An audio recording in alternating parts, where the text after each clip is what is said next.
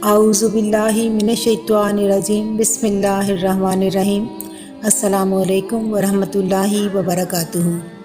Islamic library studio YouTube channel پر حضور شیخ الاسلام ڈاکٹر محمد طاہر القادری کی کتاب تذکرے اور صحبتیں کے مطالعہ کے ساتھ آپ کی خدمت میں حاضر ہیں۔ ناظرین، جیسا کہ آپ کے علم میں ہے کہ پچھلے کچھ ہفتوں سے مسلسل حضور غوث العظم شیخ عبدالقادر جیلانی رحمۃ اللہ علیہ کی شخصیت سے متعلق معلومات آپ کے ساتھ شیئر کی جا رہی ہیں، تو آج اس سلسلے کی آخری نشست ہوگی۔ آئیے اپنے مطالعہ کا آغاز کرتے ہیں۔ آج کا موضوع ہے اولیاء اور تصوف کی پہچان۔ ولی کی علامت۔ آپ رحمۃ اللہ علیہ نے فرمایا، ولی کی علامت یہ ہے کہ جب اس کی عمر بڑھے تو اس کے عمل بڑھ جائیں، اور جب اس کا فقر بڑھے تو اس کی سخاوت بڑھ جائے، اور اس کا علم بڑھے تو اس کی تواضع بڑھ جائے۔ آپ نے فرمایا، تصوف 8 خصائل پر مشتمل ہے۔ پہلا، سیدنا ابراہیم علیہ السلام کی سخاوت۔ دوسرا، حضرت ایوب علیہ السلام کا صبر۔ تیسرا، حضرت یحییٰ علیہ السلام کی غربت۔ چوتھا، حضرت عیسیٰ علیہ السلام کی سیاحت۔ پانچواں، حضرت اسحاق علیہ السلام کی رضا۔ چھٹا، حضرت زکریا علیہ السلام کا اشارہ۔ ساتواں، حضرت موسیٰ علیہ السلام کا لباس۔ اور آٹھواں، حضور سرور کائنات صلی اللہ علیہ وآلہ وسلم کا فقر۔ حضور غوث پاک رحمۃ اللہ علیہ نے فرمایا، مجھے باطنی طور پر کہا گیا کہ عبدالقادر، بغداد جاؤ اور لوگوں کو واعظ و نصیحت کرو۔ پس میں بغداد کے اندر گیا تو لوگوں کو میں نے ایسی حالت میں دیکھا کہ وہاں رہنا مجھے ناپسند معلوم ہوا، اس لیے میں یہاں سے چلا گیا۔ پھر مجھے دوبارہ کہا گیا کہ عبدالقادر، بغداد میں جاؤ اور لوگوں کو واعظ و نصیحت کرو، تم سے انہیں نفع پہنچے گا۔ میں نے کہا، مجھے لوگوں سے کیا واسطہ، مجھے تو اپنی حفاظت کرنی ہے۔ تو مجھ سے کہا گیا کہ نہیں، تم جاؤ، تمہارا دین سلامت رہے گا۔ اس وقت میں نے اپنے پروردگار سے 70 دفعہ عہد لیا کہ میرا کوئی مرید بے توبہ نہ مرے۔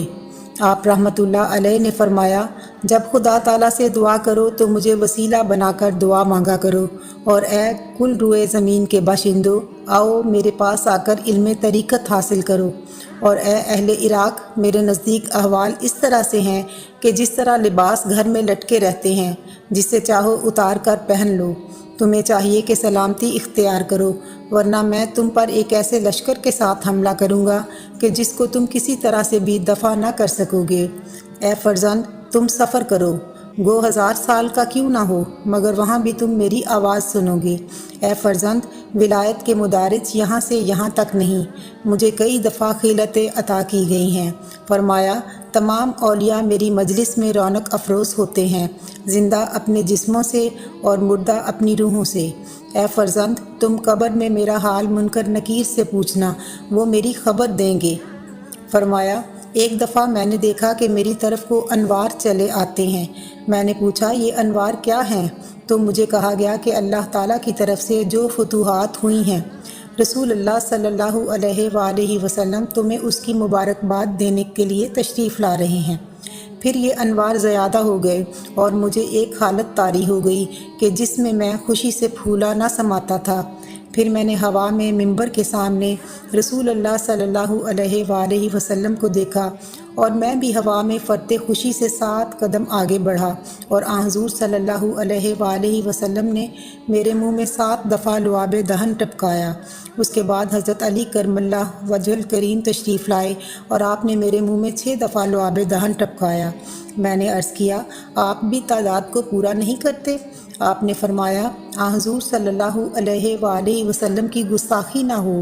پھر مجھے سرور کائنات صلی اللہ علیہ وآلہ وسلم نے خلعت عطا فرمایا۔ میں نے عرض کیا، یہ خلعت کیسی ہے؟ آپ نے فرمایا، یہ اس ولایت کی خلعت ہے جو قطب الاولیاء سے مخصوص ہے۔ فتوحات کے بعد میری زبان میں گویائی پیدا ہو گئی، اور میں لوگوں کو واعظ و نصیحت کرنے لگا۔ معارف میں آپ کا کلام بڑا وسیع ہے۔ شیخ علی بن ہیتی فرماتے ہیں کہ میں نے شیخ ابو سعید کیلوی رضی اللہ عنہ سے سنا کہ وہ کہا کرتے تھے کہ ہمارے شیخ عبدالقادر جیلانی رحمۃ اللہ علیہ نہیں لوٹے، مگر اس شرط پر کہ جو کوئی آپ کا دامن پکڑ لے نجات پائے۔ شیخ بقا بن بطو بیان کرتے ہیں کہ حضرت شیخ عبدالقادر جیلانی رحمۃ اللہ علیہ کے اصحاب و مریدین کو میں نے صلحاء کے بہت بڑے گروہ کے ساتھ دیکھا۔